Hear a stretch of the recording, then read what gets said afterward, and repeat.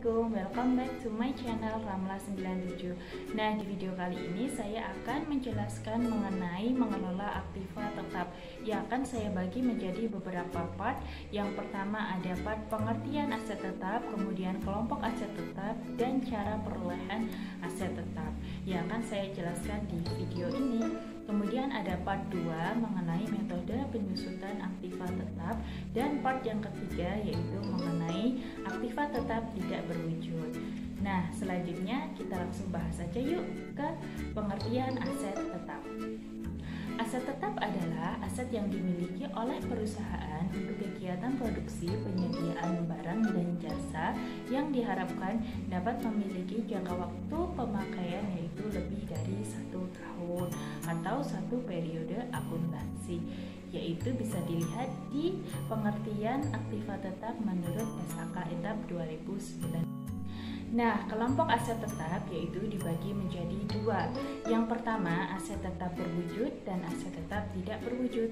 Aset tetap berwujud adalah aset tetap yang secara fisik dapat digunakan untuk kegiatan operasional perusahaan. Contohnya ada tanah, bangunan, kemudian kendaraan, ada pabrik, kemudian ada mesin, ada peralatan, dan sebagainya.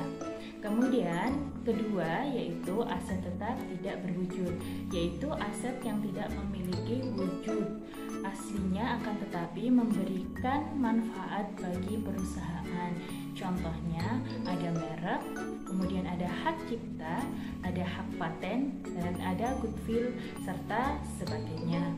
Nah, kemudian kita langsung aja yuk ke cara perolehan aktiva tetap. Stay tune terus ya, karena akan ada soal dan pembahasannya. Yuk langsung aja. Cara perolehan aset tetap. Ada berbagai cara perolehan aset tetap. Nah, di sini saya menjelaskan 5 cara perolehan aset tetap. Yang pertama ada pembelian tunai, yang kedua ada pembelian kredit, yang ketiga ada secara gabungan, yang keempat ada pertukaran, dan yang kelima ada sumbangan. Pertama, pembelian tunai. Aset tetap yang diperoleh dengan pembelian dalam bentuk siap pakai dicatat sejumlah harga beli ditambah dengan biaya-biaya yang terjadi pada saat perolehannya, seperti biaya pengiriman, biaya bongkar muat, biaya pemasangan, biaya profesional, bea masuk, pajak masukan, dan lain-lain. Contoh, pada tanggal 1 Desember dibeli peralatan tunai dengan rincian harga beli 100 juta, PPN 10% dari harga beli yaitu 10 juta, biaya angkut 3 juta, biaya instalasi 1 juta rupiah. Pada tanggal 1 Desember, di sini harga belinya kita tambahkan dengan biaya-biaya yang mengikutinya, yaitu harga beli ditambah dengan PPN, biaya angkut, biaya instalasi, maka diperoleh harga perolehan sebesar 114 juta rupiah. Masuk di jurnal pengeluaran kas, di mana peralatan didebet karena bertambah yaitu sebesar 114 juta rupiah, dan kas berkurang di kredit yaitu sebesar 114 juta rupiah. Yang kedua yaitu cara perolehan aset tetap melalui pembelian secara kredit. Nah, saya masih memakai contoh soal yang pertama ya. Di sini hanya transaksinya diganti dengan keterangan pembelian kredit. Bedanya di mana? Yaitu bedanya ada di pencatatan jurnalnya.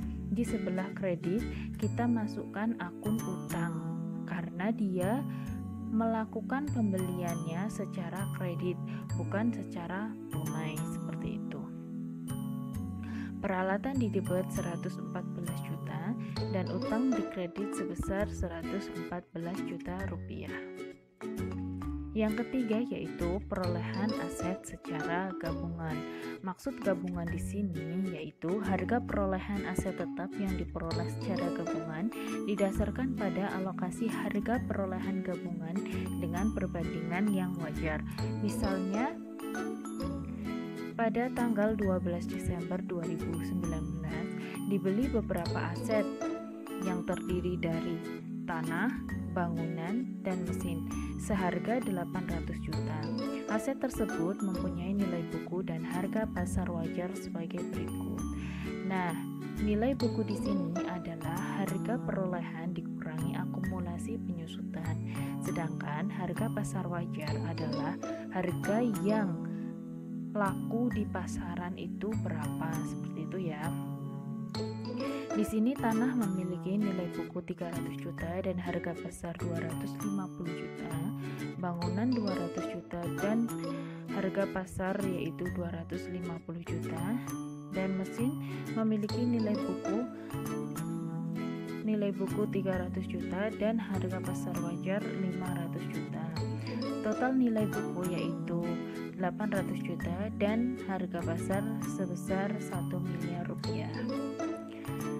Kemudian kita mencari dulu masing-masing harga dari tanah, bangunan, dan mesin dengan cara harga pasar wajar dibagi dengan total harga pasar wajar dikali dengan total nilai buku. Seperti yang bisa kalian lihat di monitor ya. Jadi tanah memiliki nilai 200 juta rupiah, bangunan 200 juta rupiah, dan mesin 400 juta rupiah.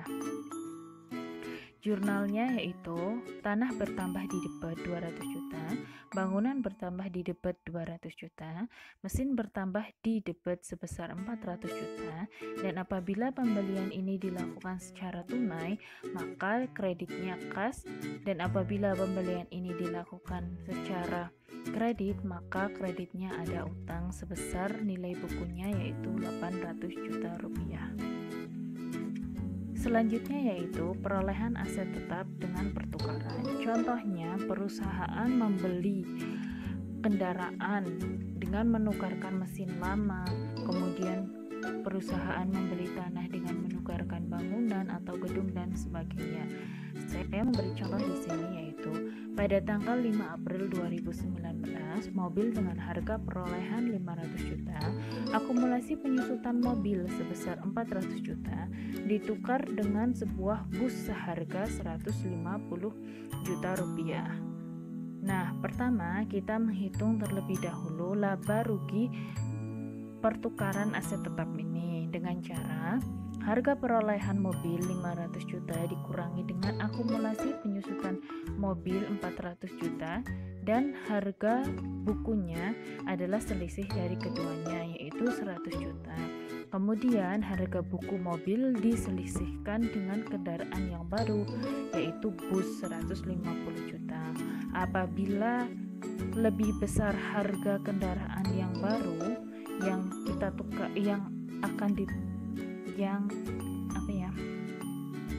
kendaraan baru yaitu diperolehlah laba pertukaran aset. Apabila lebih besar harga nominal kendaraan lama, maka itu disebut rugi pertukaran aset tetap, seperti itu. Jurnalnya yaitu bus bertambah di debit 150 juta, akumulasi penyusutan mobil 400 juta, mobil berkurang karena dia ditukar ya, jadi dia out dari perusahaan yaitu sebesar 500 juta, dan laba pertukaran bertambah 50 juta. Berarti kalau rugi dia ada di sisi debit, kalau laba dia ada di sisi kredit, seperti itu. Selanjutnya yang terakhir ada perolehan aset dari sumbangan pihak lain. Aset tetap yang diperoleh dari sumbangan pihak lain dicatat sebesar harga taksiran atau sebesar harga pasar, yaitu dengan mendebit akun aset tetap yang bersangkutan dan mengkredit akun modal sumbangan. Nah, bisa diilustrasikan seperti ini. Apabila perusahaan menerima sumbangan dari pihak lain, otomatis biasanya dalam hal ini dalam bentuk barang, yaitu sudah tidak ada label harganya, dan kita tahu dari mana harga tersebut, sedangkan kita harus menjurnal. Ya, kita cari tahu harga yang laku di pasaran itu berapa, bisa dijadikan sebagai acuan dalam kita menyusun jurnal, seperti itu ya. Contohnya yaitu, tanggal 6 Maret 2019, suatu koperasi menerima sumbangan seperangkat peralatan kantor dari perusahaan rekannya. Harga pasar wajar peralatan kantor yang bersangkutan adalah 20 juta. Jurnalnya sangat mudah, yaitu dengan mendebet akun peralatan kantor karena dia bertambah, didebet sebesar 20 juta dan modal sumbangan bertambah di kredit sebesar 20 juta rupiah. Nah, seperti itu contoh dari cara perolehan aset tetap. Oke teman-teman, tadi itu adalah penjelasan mengenai mengelola aktiva tetap part 1. Nah, bagi kalian yang memiliki pertanyaan atau kritik dan saran bisa disertakan di kolom komentar ya. Nah, untuk kalian yang suka dengan channel YouTube ini, minta dukungannya untuk like, comment, subscribe, serta share ya ke teman-teman kalian. Dan nantikan video-video berikutnya. Thank you. Wassalamualaikum warahmatullahi wabarakatuh. See you.